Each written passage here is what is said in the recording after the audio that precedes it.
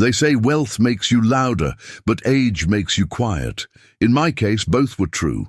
I had learned to move through rooms like a shadow that paid for the light. Billionaire, yes. Old, undoubtedly. I was 81 in a city that worships youth like a fever dream.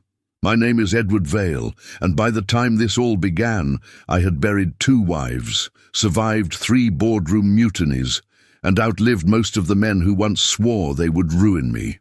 The trouble that found me did not come wearing a suit or a shark's grin. It arrived every morning at 7, in worn white sneakers and an oversized cardigan, pushing a cart with my breakfast and a shy smile that did not ask for anything back. Her name was Alina. She was 28, my caretaker.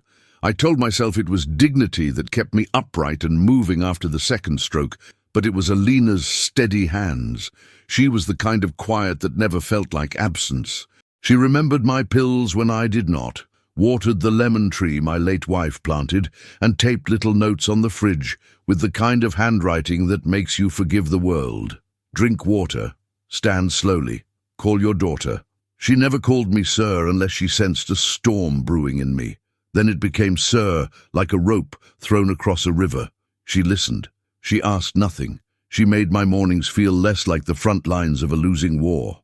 People will tell you that falling in love at my age is embarrassing. They are right. Your body is a museum of betrayals, and your heart is a spoiled child demanding one more miracle. I held out for months. I measured my gratitude the way you measure medicine, carefully, scheduled, controlled. But gratitude grows teeth. Care becomes closeness, and closeness becomes a tide that drags you past the point you swore you would retreat. I bought her a book of poems. She brought me a cheap scarf because the wind on the terrace is cruel.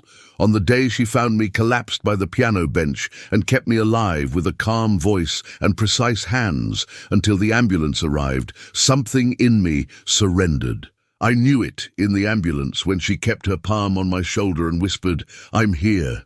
The words were ordinary. The promise behind them was not. My daughter Julia believes that love is a spreadsheet. She is brilliant, sharp, a strategist who turned my company's rattling bones into a clean machine. She also thinks all stories about tenderness are scams designed to distract from the bottom line. When she first saw Alina, she smiled politely. When she later read the hospital report naming Alina as the person who initiated emergency protocol, her smile vanished and was replaced with a suspicion so dense you could cut it and serve it cold. She called my attorney. She asked for payroll files. She pulled footage from the lobby cameras as if love could be edited out frame by frame. I knew that look. It was the same one she wore when a supplier lied about delivery schedules. It was the look she saved for enemies. I did not propose to Alina on bended knee or with an orchestra hidden behind the hedges. I asked her on the terrace at dusk, the city smudged with honeyed light. I told her I wanted to marry her, not because I was dying, but because every day felt like a victory I wanted to share with the one person who never fought me for the trophy. She cried and said she needed to think. Then she said yes, as if the word had been waiting in her all along. The wind lifted the scarf she had given me. A lemon fell from the tree. My heart, ridiculous and stubborn, beat like it had just remembered a song. I sent a message to Julia. She replied with 2 words, "We need to talk," but the worst was yet to come. If you have never been 81 and in love, you might think the danger is the laughter. People will laugh and it will sting. They will say you are going through a second adolescence, and you will want to tell them that the first one never ended, that aging is just learning how to carry your hunger without letting it frighten the guests. But the real danger is not what strangers say. It is what your family decides to do with their fear. My daughter arrived at the house carrying a folder like a weapon. She walked straight to the dining room table, spread her papers in a neat fan, and spoke in a voice that made interns vanish and bankers blink. "Dad, this is not happening." I looked at her and saw the girl who once cried because I missed a school play. I saw the woman who carried my company through the pandemic with a spine of steel. Both were true. Julia, I said. I'm marrying Alina. Her jaw flexed. She is 28. She is also the reason I'm alive. That's a job description, not a vow. You are vulnerable. She has access. There are protocols for this. She is not an intruder. She's family. You do not decide that alone. I do, I said, and for the first time I heard in my own voice the finality I used to reserve for acquisitions. The words hung there, changing the temperature of the room by several degrees. Julia turned to Alina, who had been standing at the door, small and steady, like a lighthouse that refuses to argue with waves. Could you give us a moment? Alina nodded and withdrew. I did not like the old urge in me to ask her to stay. I recognized it.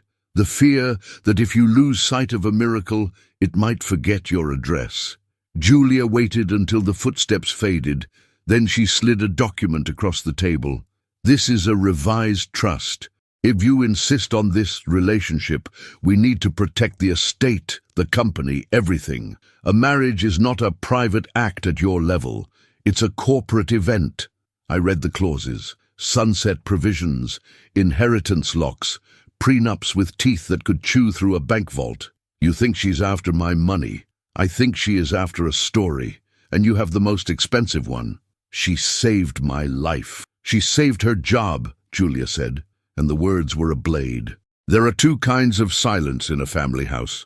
The soft one that comes after laughter, and the hard one that lands after a sentence like that. I signed nothing. Julia left with her folder tight-lipped. That night, Alina brewed chamomile tea and sat with me in the living room, feet tucked under her on the sofa like a child. She said, I don't want your daughters to hate me. I corrected her gently. Daughter? She looked down. Right. Sorry. For a moment a veil lifted, and I saw something else. A bruise of worry she kept hidden, not for herself, but for me. I can sign anything, she said. I'll take nothing. I don't want you alone. Maybe you are here because you like stories where the rich get fooled. Maybe you want the twist, where the old man is eaten alive by his own arrogance. Or maybe you came looking for proof that love can slip past gatekeepers armed with spreadsheets and suspicion. I will tell you what happened, but I will also tell you this. Nothing about this was easy, and no one is innocent. Not me, not my daughter, not even Alina, whose kindness sometimes hid doors even she had not opened yet. If you want the truth, you can have it. I will lay out the rooms and let you walk through, touch the photographs, smell the lemon peel and old wood, and if at any point you feel the urge to judge, please hold it. We judge to avoid feeling, and feeling is the only currency that never crashes. If you are still with me, then listen closely, because what came next did not simply expose our faults. It pulled a thread that unraveled a tapestry I had mistaken for a family. It revealed alliances I had never signed and debts I had forgotten to pay. It cracked open my house and let the wind speak in a voice I could no longer ignore. Before we go any further, subscribe, as they say. Lean in. Stay close. There are moments ahead that will make your blood run cold, and others that will make your chest expand in a way you thought was reserved for first summers and last dances. I will not soften the edges to make anyone look better. I will not tidy the mess for your comfort. What happened, happened, and telling it is the only apology I have left for the people I failed to listen to soon enough. Join me, because the next step I took set off a chain of revelations that no press release could contain and no lawyer could stop. And I promise you this, for every certainty you carry into this story, I will hand you at least one doubt that makes you human again. But the worst was yet to come. We announced the engagement quietly, a letter to the family foundation, a note to the board, no social media fanfare, no glossy magazine exclusive. I wanted the ceremony in the garden by the lemon tree, their perfume cutting through the city's metal breath. Julia responded by filing a petition for a guardianship evaluation, citing cognitive decline. My own daughter, who had once fallen asleep on my chest while I signed checks late into the night, now asked a court to measure my mind with cold instruments. My doctor cleared me. The neurologist found me competent. The petition was denied. Julia did not stop. She moved the battle to a different field. Staff schedules were adjusted. Alina's hours were cut on paper, though her duties somehow increased. Security protocols were tightened, passes restricted. The house that had once sheltered me now felt like an airport you could be ejected from for smiling at the wrong time. I confronted Julia. She said, "You made your choice. I'm making mine." I realized then that love is not a negotiation. It is a declaration followed by a war of attrition. Alina changed under pressure in ways that were both small and seismic. She stopped humming in the mornings. She kept her bag closer. She began taking the bus instead of the rides I offered, as if distance could make her more acceptable.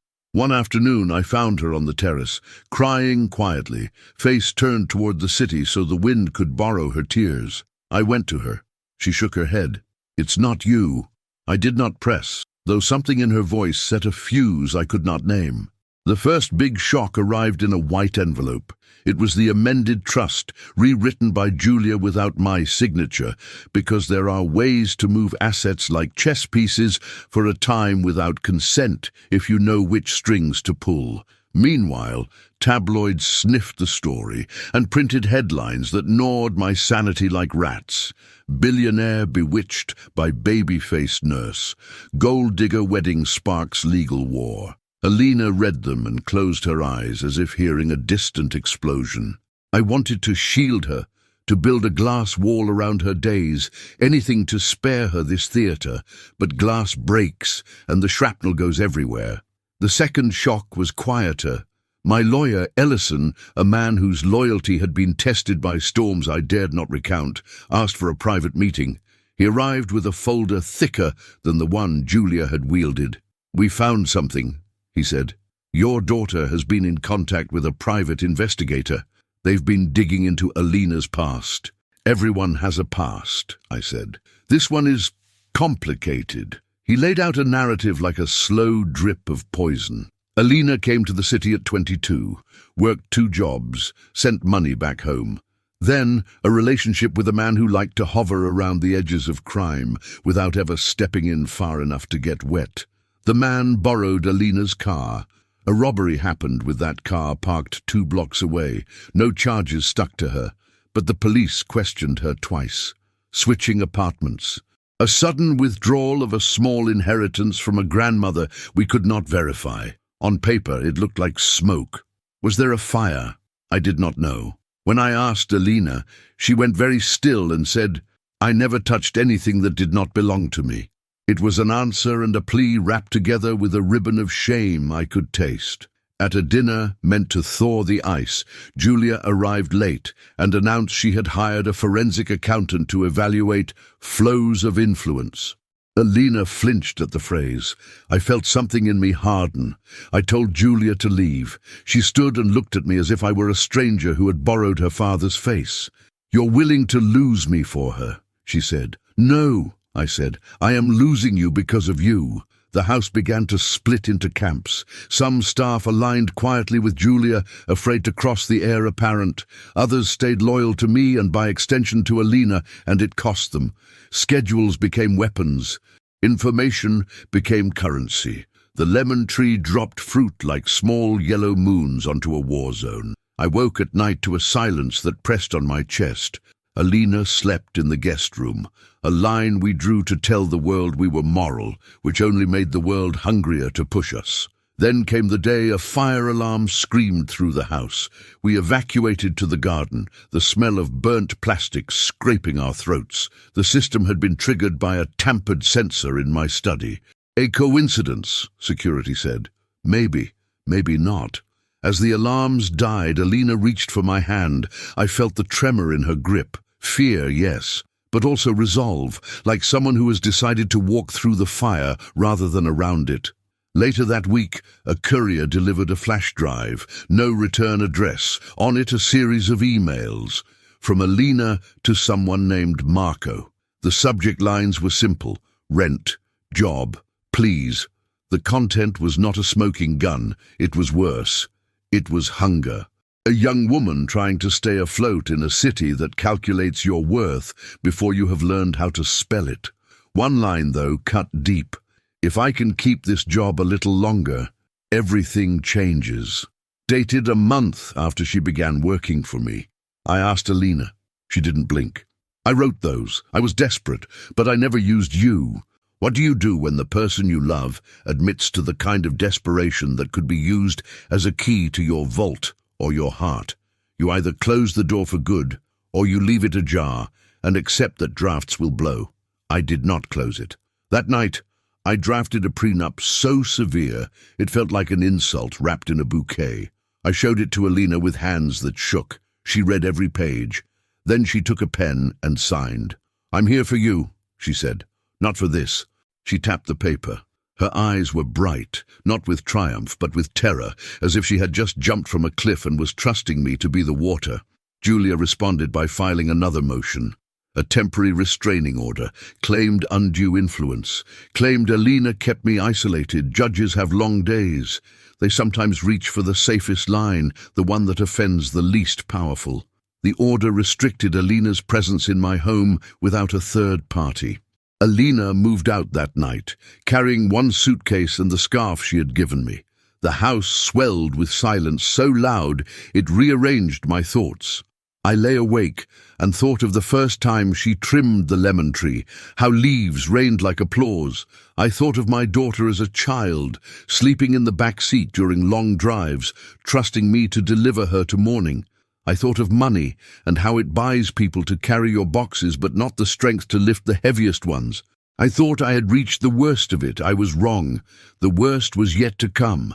The day of the hearing, the courthouse smelled of old paper and thresholds. We sat in the same row but on different planets. Julia in a navy suit that looked like an argument you could not win. Alina in a plain black dress, hair braided back, hands clasped so tight the knuckles were pale stones. I spoke first. I told the judge about mornings, about small mercies, about how there is a kind of kindness that cannot be faked because the body gives it away before the mind can script it. The judge listened.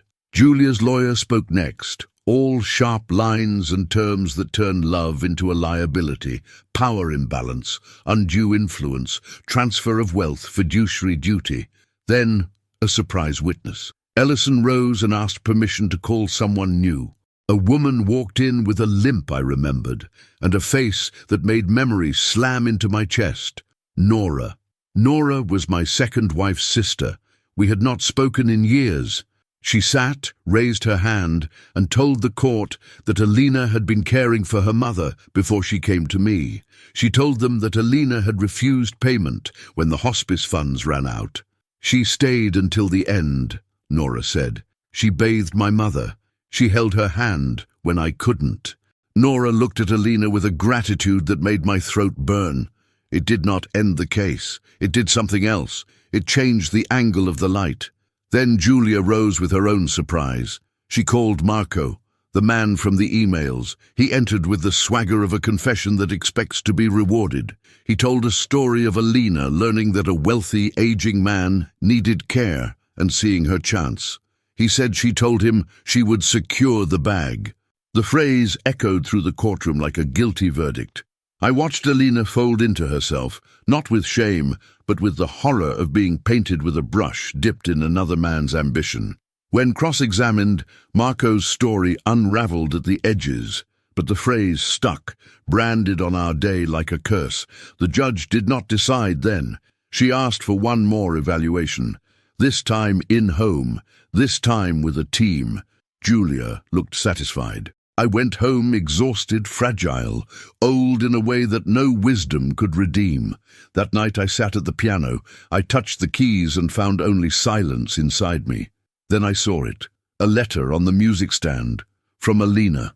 I broke the seal and read. She confessed what she had not told me, not crimes. A history she carried like a tense muscle. A father who drank, a move to the city with a scholarship that collapsed when the program lost funding. A man who promised to help and instead taught her that help can sometimes be a trap with velvet hinges. She wrote, "When I came to your house, I had nothing but my hands and my fear, and then I had your mornings.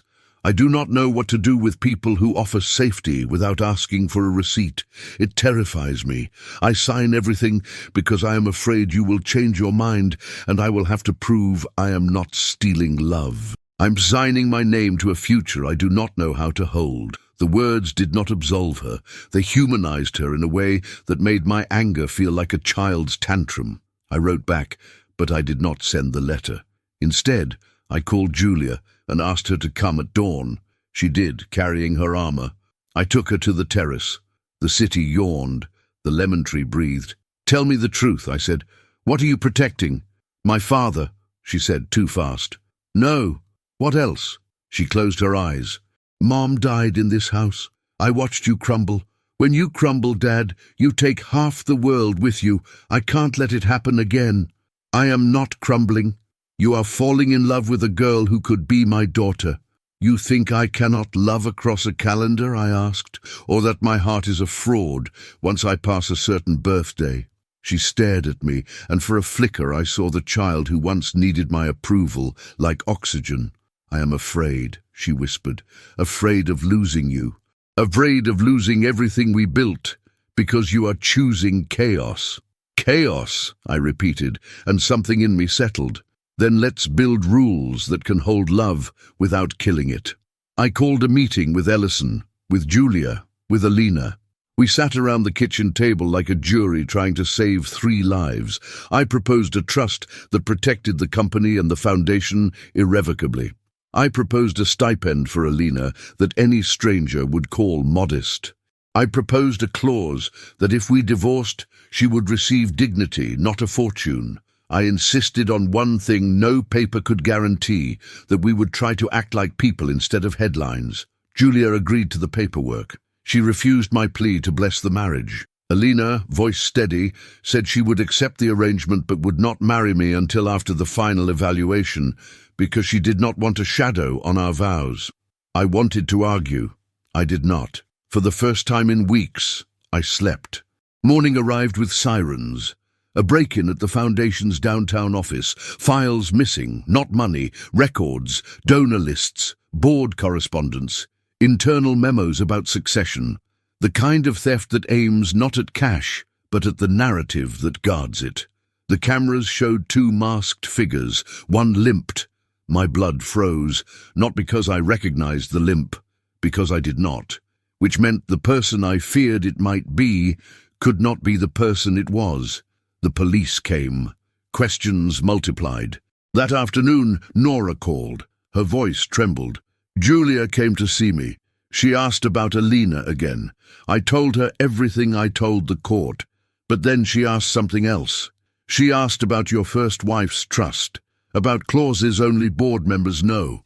I hung up and felt the floor tilt. Why would Julia be digging into old trusts unrelated to our current war?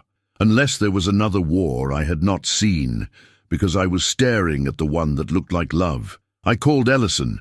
He went silent for too long. "There is talk," he said finally, "about a merger you would never approve if you were incapacitated." The word hung like a noose. The break-in, the missing documents, the push to prove me incompetent. A picture assembled itself with a sickening click. I did not want to believe it. I could not accuse my daughter without proof, and proof is a currency that doubles in price when family is involved. That night, I received a message from an unknown number. A video. Grainy. From the lobby of a private club I sometimes used for board dinners. It showed Julia meeting with a man I recognized and disliked, Vincent Crane, my oldest rival. They spoke. She handed him a folder. He smiled. He touched her arm.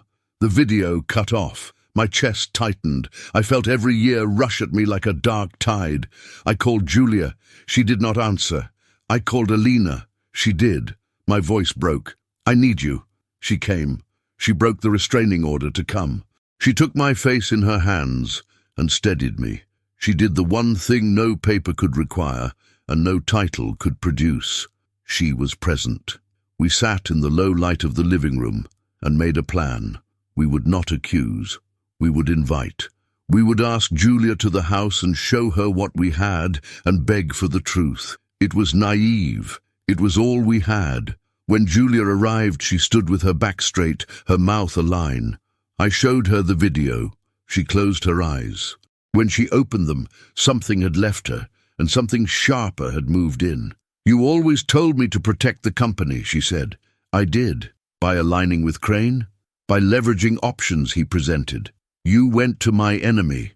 I went to the only person willing to expose the rot in our board," she snapped. "The rot you have refused to see, because you think loyalty is something you can buy with bonuses and holiday speeches. They want you out. They have for years. I was building insurance. You think this is about your little romance? Dad, this is a coup." The word detonated between us. My house lifted. The lemon tree shivered. Alina inhaled sharply. The theft, the evaluation, the sudden hunger for my trusts. It was not just about me marrying a 28-year-old. It was about a board-smelling opportunity in the chaos of a family scandal. Julia had been playing a dangerous game, making enemies smile to map their teeth. She'd not told me because she did not trust me to stay still while she moved the pieces. My anger, hot and foolish, turned to something colder. Respect salted with grief. I wanted to blame her. I wanted to bless her. The two urges fought in my ribcage like dogs. "Why didn't you tell me?" I asked. "Because you would have burned the house down to prove you were the one holding the match," she said. "Because I did not want to lose you and the company in the same week. Because I am still the girl who wanted you to clap for her, and I was terrified you would boo." We stood in the wreckage of assumptions. Then, a knock at the door. The police. They had an arrest warrant. Not for me, not for Alina. For a member of my security team caught on camera selling passcodes.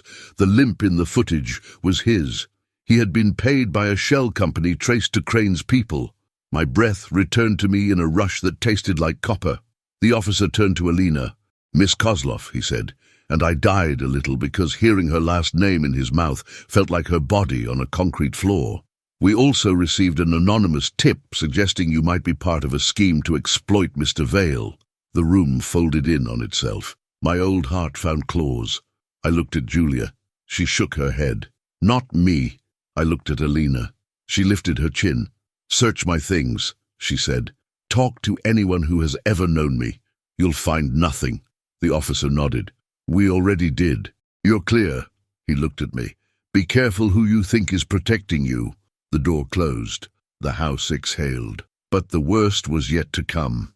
We postponed the wedding, not because my love had dimmed, but because I wanted to step into marriage without a courtroom attached to my ankle. The in-home evaluation took place the following week.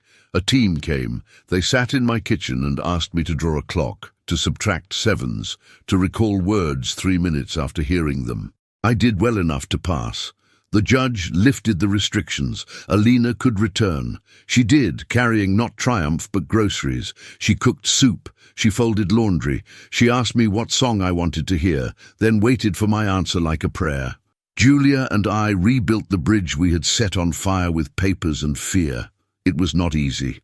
It required the thing that makes empires and marriages possible, humility with teeth. I learned to say, "I was wrong," without choking on it.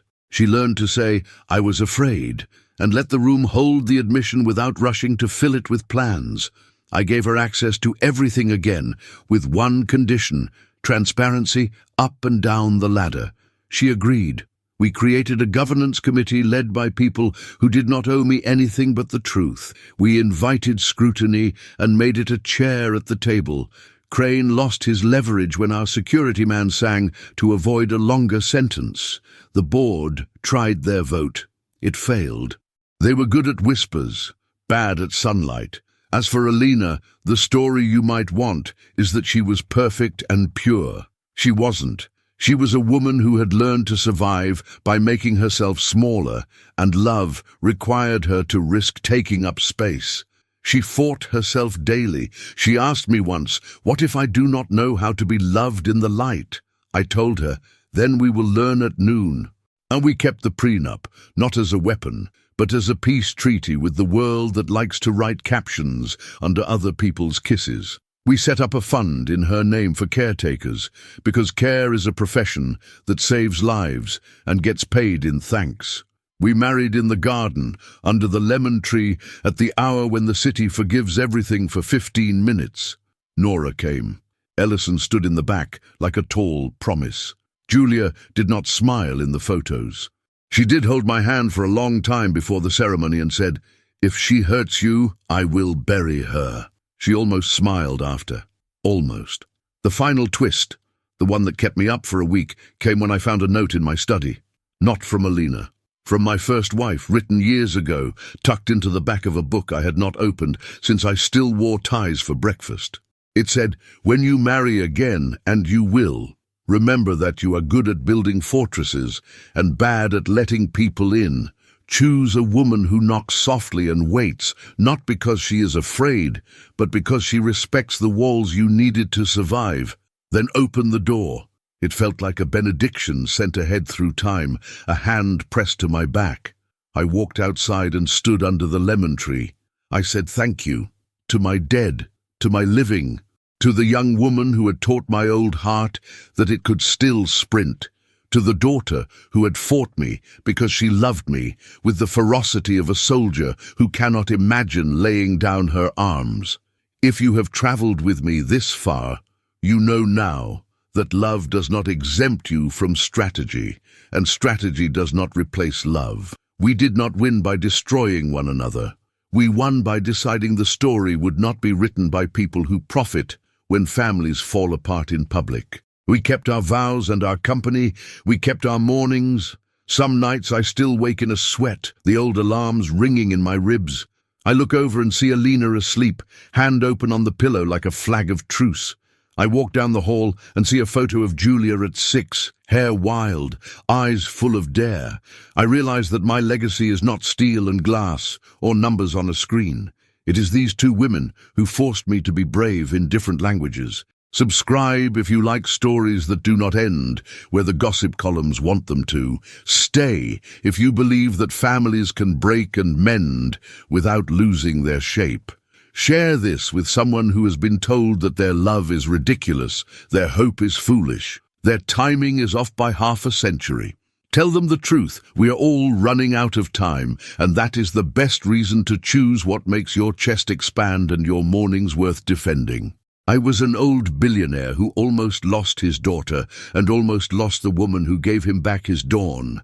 I did not lose them, not because I outsmarted the world, but because I allowed myself to be taught by it. The lemon tree keeps dropping fruit. We keep picking it up.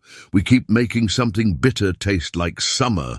And in the quiet, after everything exploded, in the ordinary grace of soup and laundry and board meetings that end without blood, I discovered what I should have known all along. The worst had come and gone. The rest was living. But the worst was yet to come. Only if we forgot what it cost to get here, and I do not plan to forget.